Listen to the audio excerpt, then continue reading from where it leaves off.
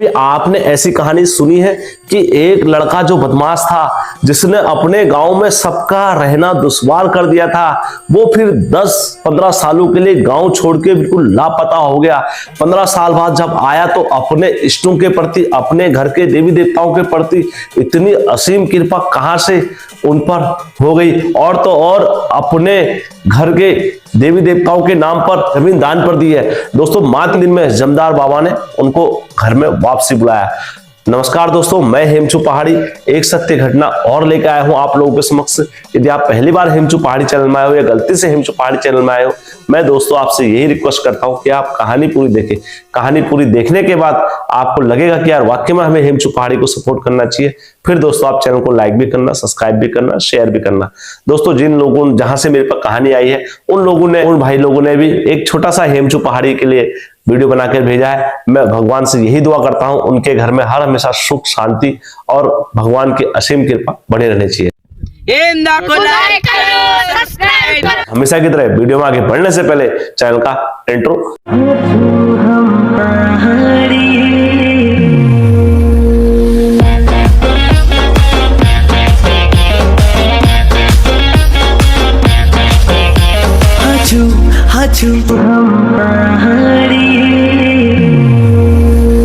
जय बिरकारा बजरंगी, हर हर हर हर हर हर हर हर हर हर हर हर हर महादेव। आप सभी भक्तों पर महादेव की कृपा और बजरंगबली का असीम आशीर्वाद हमेशा बने रहने चाहिए।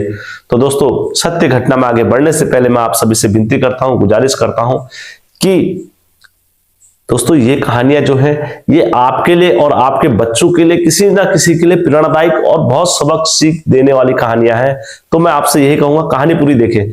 तो दोस्तों, ऐसे आपके पास भी कहानियां हैं तो आप अवश्य साझा करें, जो किसी को प्रेरणा दे, जो किसी को सीख दे। अगर आपके बच्चे खुरापाती करते हैं, ये कहानियां उनको दिखाइए कि कैसे देवता की कृपा होती है तो सुधरा जा सकता है। तो दोस्तों, कहानी में आगे बढ़ते हैं। सच्ची कहानी आप अवश्य भेजें मुझे, फेसबुक पर, टेलीग्राम पर, कहीं से भी आप मुझे भेजें। तो दोस्तों, कहानी में आगे बढ़ते हैं। चंपावत जिले के मऊ गांव की कहानी है। तो दोस्तों, यहां पर क्या करते थे, यहां पर एक लड़के का जन्म हुआ। मैं उसमें काल्पनिक नाम रख देता हूं जो कहानी सुनने में आपके आसान हो। रमेश और आरती का एक सुपुत्र जन्मा, जिसका नाम मैं सुरेश रख देता हूं। सुरेश जो था, बड़ा ही, जब इनके घर में पैदा हुआ तो इनके घर वालों ने काफी घर में उत्सव और बहुत सारी तैयारी करी गई, और इस तरीके से तैयारी करी गई कि पूरे गांव वालों को इनने न्यौत करके खिलाया। अब दोस्तों, जब कोई बच्चा पैदा होता है तो जाहिर सी बात है सबको प्यारा लगता है, और अधिकतर जब कोई बच्चा पैदा होता है तो अधिकतर जो उसको बिगाड़ने में, जो किसी चीज में भी हाथ रहता है तो उसके माँ बापों का रहता है। जब वो बचपन में छोटी छोटी गलतियां करता था तो उसके बाद वो बच्चे, उनके माँ बाप हंसा करते थे। उन्हें कहा, अरे यार ऐसा कर रहा बच्चा, ऐसा कर रहा। देखते देखते बच्चा फिर क्या होने लग गया, बड़ा होने लग गया। तो वो जैसे 5 साल का या 6 साल का होने लगा, 6-7 में पढ़ने लगा, तो दोस्तों अब उसके अंदर क्या आ गई, खुरापाती आ गई। खुरापाती कैसा आ गई, वो जहां कहीं भी आता था, कभी किसी की पेंसिल चोर लाता था, कभी किसी का बस्ता चोर लाता था, कभी मतलब स्कूल में गया तो स्कूल में लड़ाई करके आ जाता था। अब जो लड़ाई करके आ जाता था, कभी कोई उसके घर में आ जाते थे माँ बाप के, यार तुम्हारे लड़के ने हमारा बच्चे का ये कर दिया, कभी मार दिया, कभी ये कर दिया। तो उसके माँ बाबू ने, चलो बच्चा है सुधर जाएगा, चलो सुधर जाएगा करके उस पर कभी सख्ताई नहीं बरती। इसमें मेरे को दोस्तों एक कहानी याद आ जाती है, तो मैं आप लोगों के साथ शेयर कर देता हूँ। छोटी सी है, ये कहानी में बिल्कुल फिट होती है। एक बार क्या होता है, एक हाथी होता है, और हाथी इतना खतरनाक होता है दोस्तों, अगर वो किसी के ऊपर पांव रख दे तो वो मर जाता है। लेकिन एक हाथी के पांव पर क्या करते थे बचपन से, तो उसके पांव पर एक जंजीर बांध के और पेड़ पर बांध देते थे। तो हाथी रोज उसमें जोर लगाता था, लेकिन कभी उससे अपने पांव को छुड़ा नहीं पाया। देखते देखते हाथी बड़ा हो गया। जब भी हाथी पांव से उस पर जोर लगाने के लिए करता था तो वो हाथी के पांव को क्या कर देता था, जख्मी कर देता था। तो हाथी फिर उस पर कभी जोर नहीं लगाता था। क्यों? क्योंकि अगर वो जितना जोर लगाएगा तो उसका पांव में उतना ही कष्ट आएगा, तो खून आ जाता था अगर जोर लगाने में। तो जब हाथी बड़ा हो गया तो वही हाथी का पांव किससे बांधते थे पता है? केले के पेड़ से बांधते थे। तो कभी हाथी ने जोर नहीं लगाया, क्यों? क्योंकि उस पर कभी जोर ही नहीं लगाया। तो ठीक हाथी के मन में बचपन से क्या था, ये दिमाग में सेट था कि अगर मैं जोर लगाऊंगा तो मेरे पांव में लग जाएगी। तो यही चीजें हमने अपने बच्चों के दिमाग में डालनी चाहिए बचपन से ही, कि अगर हम गलत काम करेंगे तो हमें कोई ना कोई पनिष्ट करेगा। कौन करेगा पनिष्ट? माता पिताजी करेंगे। माता पिताजी नहीं करेंगे तो टीचर करेंगे। टीचर नहीं करेंगे तो कोई ना कोई हमें पनिष्ट करेगा। कौन है दोस्तों? टीचर और माता पिता अगर नहीं करते तो तीसरा पक्ष कौन है पनिष्ट करने वाला? फिर कानून है। कानून तुमको पनिष्ट करेगा, कानून करेगा, फिर पुलिस करेगी, बहुत सारी चीजें हो जाती है पनिष्ट करने के लिए। कोई ना कोई आपको गलती की सजा देने वाला रहेगा। तो गांव में चोरी की तक खबर आ गई। अभी तक तो स्कूल से खबरें चल रही थी कि यार ये गांव में ऐसा कर रहा है, ये कर रहा है। तो अब क्या हो गया, वो लड़का बड़ा हो गया। अब कितने साल का हो गया? 16, 17, 18 साल का लड़का हो गया। अब उनने क्या करा, वो गांव में जाता था तो गांव में जितने रात को निकलते थे, जिन जिनके बल्ब बाहर से लगे रहते थे वो बल्ब खोल लेते थे। और बल्ब खोल के सुरेश भाई क्या करते थे, जितने बल्ब थे वो लेकर आए थे और अगले दिन वो बेच कर आए थे। अगर 10 रुपए का बल्ब मिल रहा तो 5 तो आ ही रहे, अपनी जेब में तो आ रहे, अपना बाप का क्या जा रहा। तो ये खुरापाती उनके दिमाग में है। अब दोस्तों जब कोई खुरापाती इतनी करता है तो माता पिता कोई क्यों ना हो, तो दोस्तों फिर तो आज भले ही बचपन में ना मारा हो, लेकिन अगर जवानी में कोई इस तरीके की हरकत करता है तो वो बर्दाश्त और आप से फिर बाहर चली जाती है बातें। तो अब क्या हो गया, लड़का बड़ा हो गया और बड़ा इस तरीके से हो गया, अब उसकी उर्धंग भी उस तरीके से बढ़ गई। देखते देखते देखते देखते दोस्तों लड़का बड़ा ही उर्धंग हो गया। अब इस तरीके से उर्धंग हो गया कि वो गांव में कोई भी चोरी हो रही है या कुछ भी हो रहा है तो उसी का नाम आ रहा है, और पूरे गांव का मतलब मास्टरमाइंड ही होता है। कोई कहीं पर कुछ भी चोरी हो रहा है या कहीं पर कुछ भी लड़ाई हो रही है या कहीं पर कुछ भी खुरापाती होता है तो उसका नाम आ ही जाता था। और ऐसे में क्या होता है, कभी कभार जब इतना नाम हो जाता है ना, गलती कोई भी करे लेकिन नाम उन्हीं का आना है, तो इस वजह से उनका नाम बदनाम हो जाता है। जब इतना वो हो गया तो अब उसको शुरू में तो मजा आता था, जब बाद में उन्होंने कहा यार अब तो कोई और भी गलती कर रहा है तो नाम मेरा ही आ रहा है, ये क्या हो गया। क्योंकि दोस्तों हर चीज का मजा एक लिमिट तक ही रहता है, लेकिन जैसी लिमिट क्रॉस पार होगी तो फिर वो हमारे लिए सजा बन जाता है। अब यहां पर इनके लिए क्या बन चुकी थी, सजा बन चुकी थी। क्या सजा बन चुकी थी कि ये एक तो लगातार क्या हो रहे थे, बदनाम पर बदनाम हो जा रहे थे, और इनका कुछ भी हो रहा था तो मम्मी पापा और से डेली प्रसाद घर में मिलना ही था। तो अब ये बड़े परेशान, उन्होंने कहा यार क्या करूं क्या। तो इनको एक दिन बड़ा गुस्सा आया, और इतना गुस्सा आया तो इन्होंने क्या करा, निर्णय ऐसा बनाया कि पूरा गांव छोड़ने का निर्णय बनाया। और ये एक दिन रात्रि के समय अपना गांव छोड़कर चले गए। जब अपना गांव छोड़ के चले गए, अब शुरू में तो मम्मी पापा ने कहा चलो बवाल कटा यार, चैसला हो बवाल कटो, चाहे कुछ भी करेगा कैसा भी रहेगा, ये बदनामी से तो बचे, ये सो करके। लेकिन दोस्तों बोलते ना खून का, बाहर वाले गांव वाले कोई किसी को कुछ मतलब नहीं है। मतलब किसको होता, माता पिता को। यार जैसा भी था अपना लड़का था, कुछ भी कर रहा था, कैसे भी कर रहा था, आ तो हमारे मुख पर रहा था शाम को, चाहे साला गाली दे रहा था या कुछ भी कर रहा था। अब हम किसको दे गाली भी, तो माता पिता भी यार गाली भी किसी को नहीं दे सकते हैं। अब क्या करें क्या करें। अब बड़े वो परेशान हो गए, इतने परेशान हो गए, इतने दुखी हो गए कि बहुत ज्यादा परेशान हो गए, इतने परेशान हो गए, बहुत ज्यादा दुखी हो गए। अब उनका दुख का कारण इतना रहा कि वो जहां तहां अपने बच्चे के लिए कहने लगे कि यार कोई हमारे बच्चे को बुला दो यार, कोई बुला लेता। अब दोस्तों कोई बुलाता कैसे उनको, का कोई सोशल मीडिया पर अकाउंट, ना फेसबुक पर कोई अकाउंट, ना इंस्टाग्राम पर, किसी चीज में कोई कहीं से उनका पता नहीं था कि यार ये व्यक्ति जीवित भी है या नहीं है। जब इतना जगह पर उनका थक हार गए, उनको कहीं से कोई पता नहीं मिला उनको, तो दोस्तों अब क्या करा उन्होंने, सब जगह से हारवान हो गए। तो फिर दोस्तों इनके गांव में जमदार बाबा जी हैं और बड़े परचूनी बाबा जी हैं, और इतने पर्चे देते हैं, वो इतने पर्चे देते हैं, बोला जाता है। इनने मुझे कहानी दी जब इनने बोला कि हेम भाई एक बार क्या हुआ, इतने परचूनी बाबा हैं,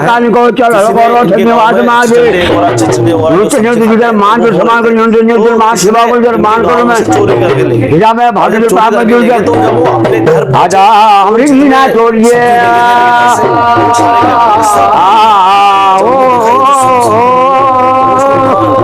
दर्शन किया तो उसने अगर ध्यान रखे कशी आनो करो महादेव को आज बाला गोजा को रख में जो आज में हाथ में श्याम आज नाक में काम आज में हाथी जानो हम लोग में जा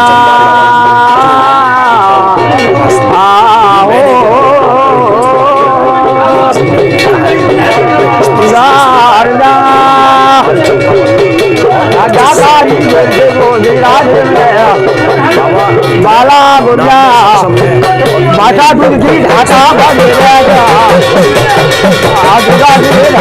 तेज है उनके मुख पर। तो दोस्तों इनके गांव वाले सुरेश के माता पिताजी जब उन्हें परेशान हो गए तो उन्होंने क्या बनाया विचार, उन्होंने कहा यार एक बार हम जमदार बाबा जी के पास भी जाते हैं।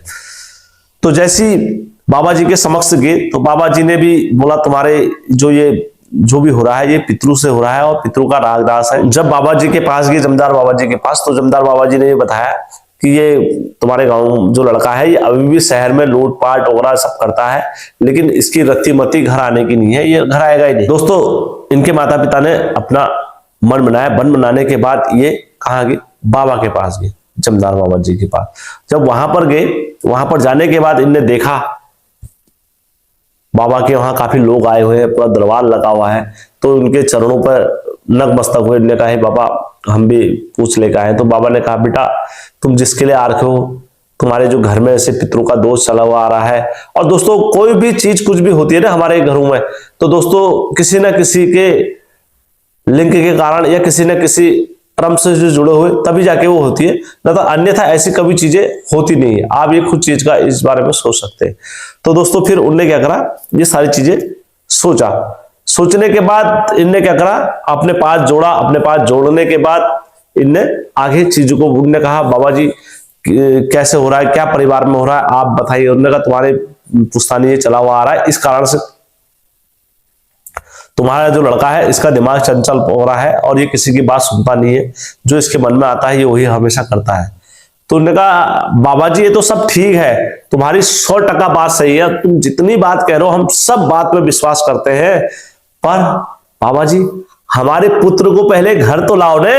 ये तो हमें सभी देवता बता रहे हैं, हम जहां भी जा रहे हैं, जहां भी कर रहे हैं, सब जगह गा रहे हैं, हम सब जगह इस बात को मान रहे हैं, लेकिन आप पहले हमारे लड़के को घर लेके आओ, तब जाके मैं मानूंगा कि तो असली बाबा है। नहीं तो कहां के बाबा, कैसे बाबा, हम इतने बार तुम्हारे दरबार पर तुम्हारे घर में होते हुए हमारा लड़का नहीं आ रहा, हमारा लड़का घर में नहीं आ रहा, तुम कैसे बाबा हो।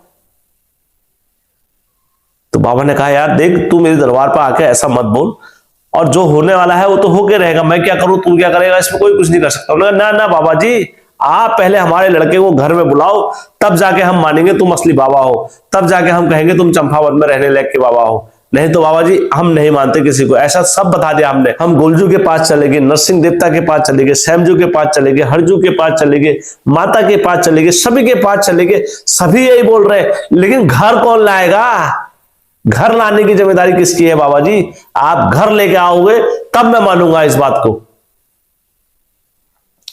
तो बाबा ने कहा ले यार चल ठीक है, तू मेरे सर इतना बोल रहा है, ले आज मैं अपने तपोबल से बोल रहा हूं, मैं अपनी गद्दी में से बोल रहा हूं, करे होंगे मैंने धर्म और कर्म के काम, और मैंने कभी किसी का दिल नहीं दुखाया होगा, तो जा ये दानियां उठा के मार रहा हूं। आज के 3 दिन बाद तेरे दिन में तेरा पुत्र तेरे घर में अवश्य पहुंचेगा, जा ये जमदार बाबा जी के वचन है, कभी मिथ्या नहीं जाएंगे।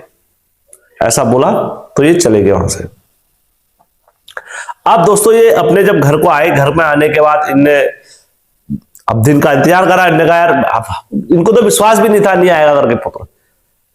तो जब ये घर में आए, घर में आने के बाद इनने 1 दिन बीता, 2 दिन बीता, तीसरा दिन बीता, ये भूल भी गए थे। तीसरे दिन प्रातःकाल सुबह के टाइम पर इनके ढीली पर इनका पुत्र खड़ा हो गया।